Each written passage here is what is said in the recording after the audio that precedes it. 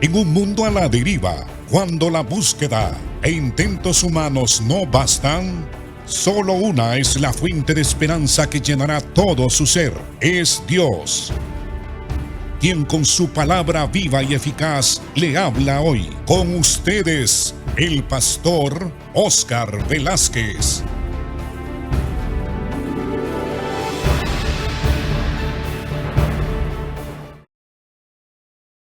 Amados hermanos, estamos estudiando el tema general en el libro de los Efesios, intitulado Las bendiciones espirituales en Cristo. Por esta razón, cuando Pablo comienza su epístola, empieza con una alabanza al Señor, diciendo que Dios es bendito y que el Padre de nuestro Señor Jesucristo nos bendijo con toda bendición espiritual en los lugares celestiales en Cristo. Y Pablo describe dentro del plan de Dios una a una las bendiciones que el Señor ha derramado sobre nosotros, la iglesia. Él dice que nosotros fuimos escogidos, conocidos de Dios y amados de Dios desde antes de la fundación del mundo. Y que también nos escogió para que fuésemos santos y sin mancha delante de Él en amor. Lo mismo también Pablo describe al hablar a los romanos, que Dios también nos conoció desde antes de la fundación del mundo y que nos amó y que según el propósito de su voluntad nos escogió para llegar a ser a la imagen, ser conformado a la imagen de su Hijo Jesucristo. Aquí en el libro de los Efesios se nos declara que fuimos escogidos desde antes de la fundación del mundo, para que fuésemos santos y sin mancha delante de Él. Cuando la Biblia habla de que nosotros fuimos conocidos, escogidos y predestinados desde antes de la fundación del mundo, desde antes de que Dios hiciera este sistema solar y que hiciese las galaxias, los millones y millones de galaxias que ahora los astrónomos están descubriendo a través de esos grandes telescopios que pueden ver a través del tiempo hacia el pasado, cuando Dios hizo los cielos y la tierra. Esto tiene grandes implicaciones para nosotros, porque fuimos elegidos, amados y escogidos en Cristo para ser conformados a la imagen de Cristo, y fuimos predestinados para ser salvos, para ser constituidos hijos de Dios, para ser nosotros adoptados, hijos suyos, en Cristo Jesús, Señor nuestro. Las implicaciones o las enseñanzas que sacamos nosotros de estas enseñanzas del apóstol Pablo es que nada tuvimos nosotros que ver con la escogencia que Dios hizo de nosotros, y nada tuvimos nosotros que hacer en relación a la predestinación para ser adoptados hijos suyos en Cristo, que eso lo hace Dios no tomando en cuenta ni la voluntad humana, ni los méritos humanos, no tomando en cuenta absolutamente ninguna acción del ser humano caído, sino que por el puro afecto de su voluntad, Dios decidió salvarnos. Por esa razón se enfatiza en todo el Nuevo Testamento que la salvación que nosotros hemos obtenido a través de la redención de Cristo y de la fe en Él es de gracia, de pura gracia, y que es un favor inmerecido que Dios nos concede a nosotros, porque ciertamente lo que merecíamos era que el peso de la justicia de Dios cayese sobre nosotros, y que la indignación y la ira de Dios se ejecutara sobre nosotros, porque la paga del pecado como consecuencia es la muerte. Pero Cristo pagó ese precio por nosotros, pagó la deuda moral que nosotros teníamos delante de nuestro Creador. Él murió por nuestros pecados. Así que la salvación nada tiene que ver con los méritos del ser humano, porque nosotros andábamos, como ya hemos repetido a lo largo de este estudio del libro de los Efesios, andábamos sin Dios, es decir, no teníamos conciencia ni conocimiento de la existencia de un Dios. Andábamos sin fe, éramos incrédulos, por naturaleza hijos de ira, y andábamos sin ninguna esperanza.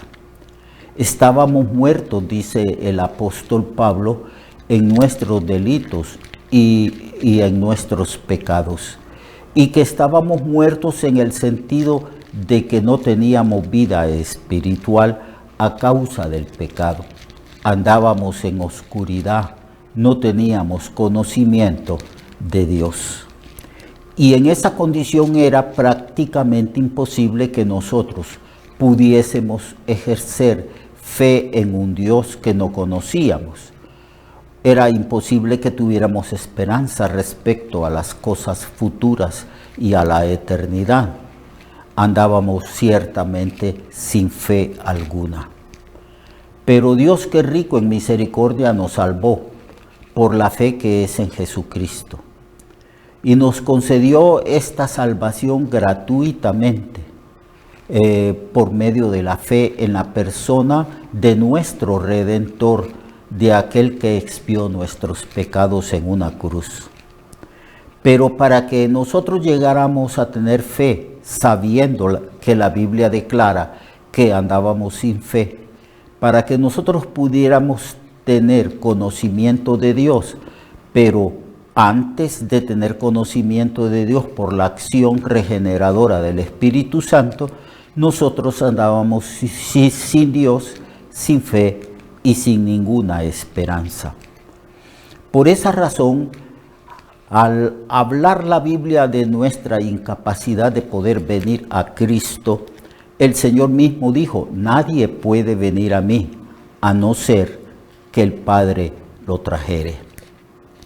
Así que nadie puede venir a Cristo. Todos nosotros, hermanos, ustedes que me escuchan y que me están viendo, ustedes y yo y todo creyente, desde el tiempo en que Cristo resucitó y envió a sus discípulos a predicar hasta el día de hoy, ninguna persona, absolutamente ninguna persona, por sí mismo, por su propia capacidad, por sus propias fuerzas o por su propia sabiduría, podía venir voluntariamente a Cristo.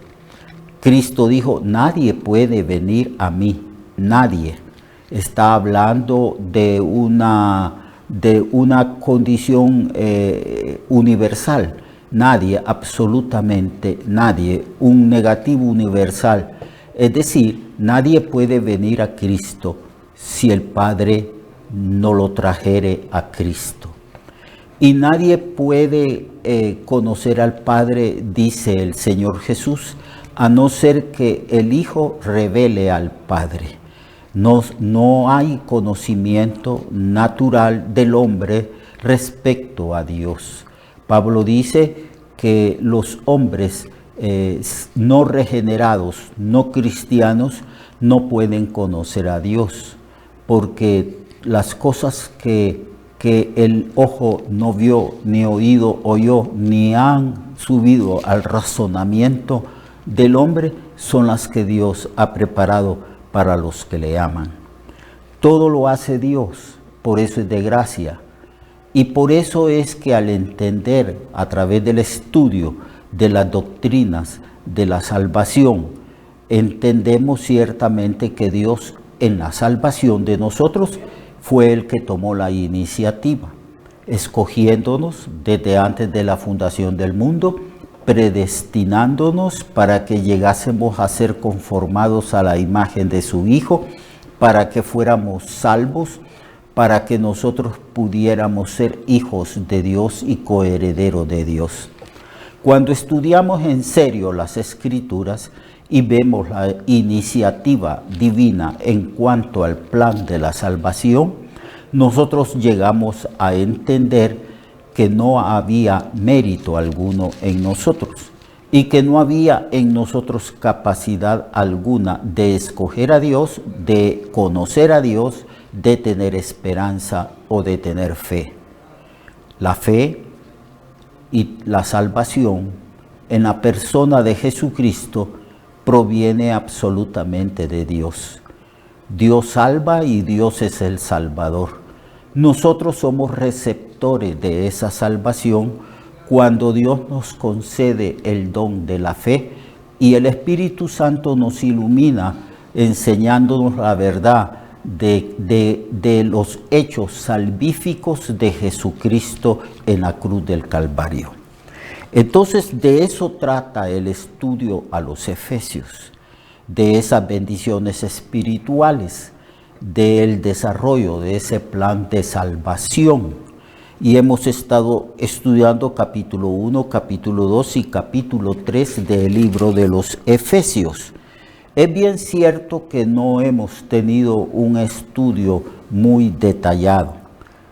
Quizás en el futuro tengamos un estudio más profundo, más detallado e iremos más despacio en el estudio de todas estas bendiciones que Dios preparó para nosotros desde antes de la fundación del mundo. En el capítulo 3, al final del capítulo 3, Pablo, maravillado respecto al plan de salvación que se le fue revelado a él en toda sabiduría y en toda inteligencia espiritual, Pablo entonces alaba a Dios y dice él que se pone de rodillas para orar y vio la necesidad de que nosotros adquiriéramos sabiduría divina para poder entender cuál es nuestra posición en Cristo y cuál es el contenido de todas esas bendiciones que Dios preparó para nosotros en Cristo desde antes de la fundación del mundo. Y él vio que ciertamente tenía que orar para que Dios nos concediese la sabiduría necesaria para conocer la herencia que hemos recibido en Cristo, el contenido, la totalidad de todas esas bendiciones y poderlas entender y comprender, aplicarlas en nuestra vida. Y en el capítulo 3, hermanos, de esta epístola a los Efesios, versículo 14 en adelante, Pablo se pone de rodillas y empieza a orar. Y es necesario que entendamos y comprendamos que si queremos aprender nosotros a orar, tenemos que escudriñar, analizar, ver el contenido de las oraciones que están escritas tanto en el Antiguo Testamento, en el Antiguo Pacto, como en el Nuevo Testamento, o sea, Nuevo Pacto en Cristo, en su sangre. Es necesario que estudiemos una a una y que escudriñemos una a una las oraciones que se encuentran en la Biblia, para que así nosotros aprendamos a orar.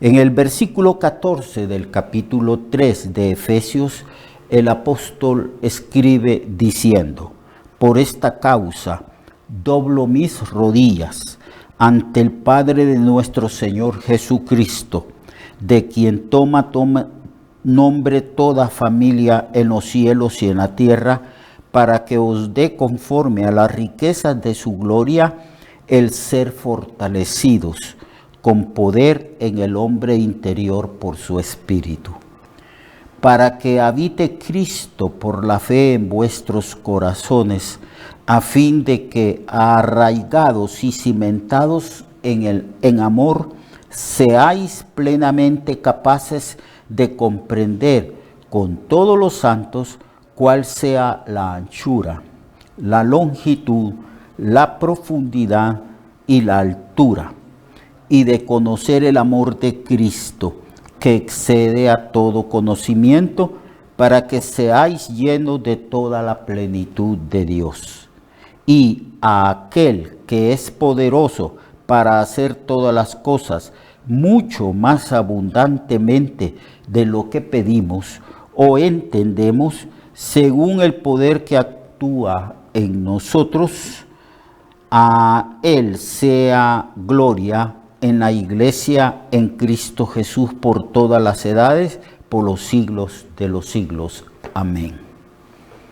Pablo cae de rodillas, amados hermanos, maravillado ante la revelación que Dios le dio del plan que Dios ideó desde antes de la fundación del mundo, un plan que se está llevando a cabo en la historia del mundo y en la historia de la iglesia. Y Pablo vio la necesidad de orar y de orar por cosas que son necesarios que oremos. A veces nosotros caemos en el error de solo orar por las cosas materiales. No es malo orar así, pero Jesucristo dice que hay que buscar primeramente el reino de Dios y su justicia, y que las demás cosas materiales vendrán por añadidura.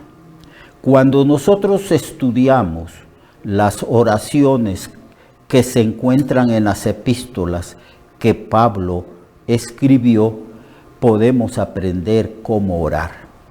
Aquí Pablo dice que dobla sus rodillas ante el Padre de nuestro Señor Jesucristo.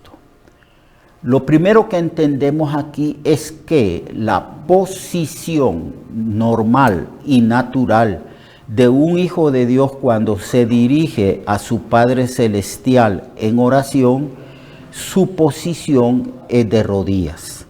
Yo doblo mis rodillas. Es importante entender esto.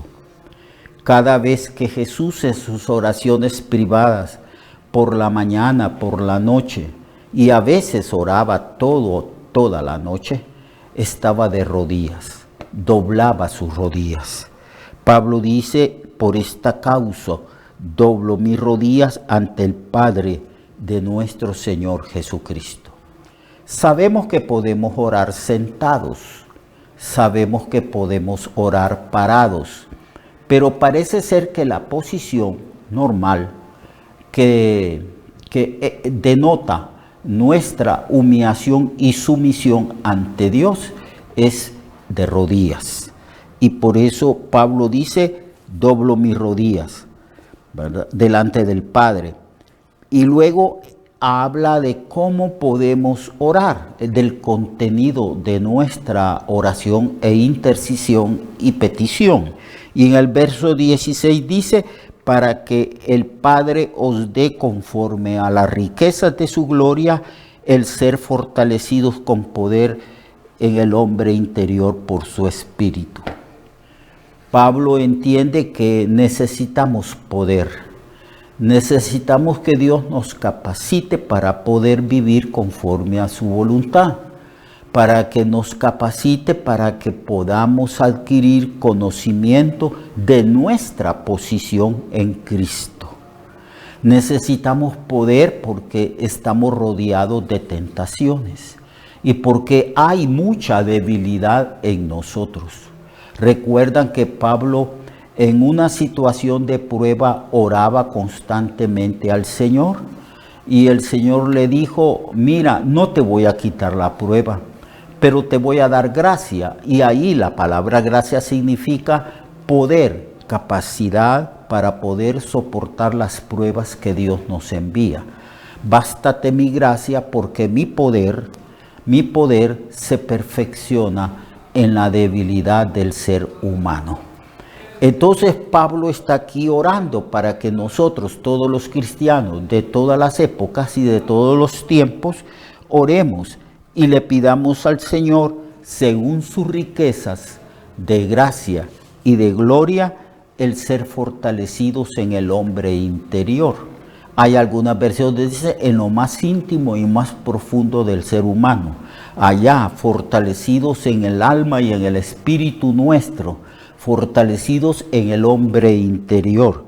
Y esa fortaleza, debemos de pedir que esa fortaleza sea concedida por el Espíritu Santo.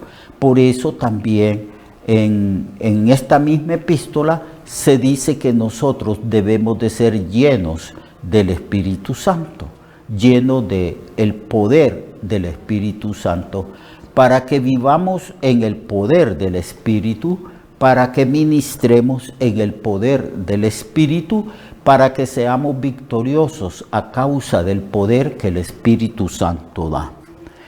Así que cada vez que oremos, que doblemos nuestras rodillas delante del Padre de nuestro Señor Jesucristo, debemos de orar pidiendo capacidad, poder para vivir de acuerdo a las exigencias éticas, morales que la Biblia establece, pues, para que nosotros vivamos en esas exigencias.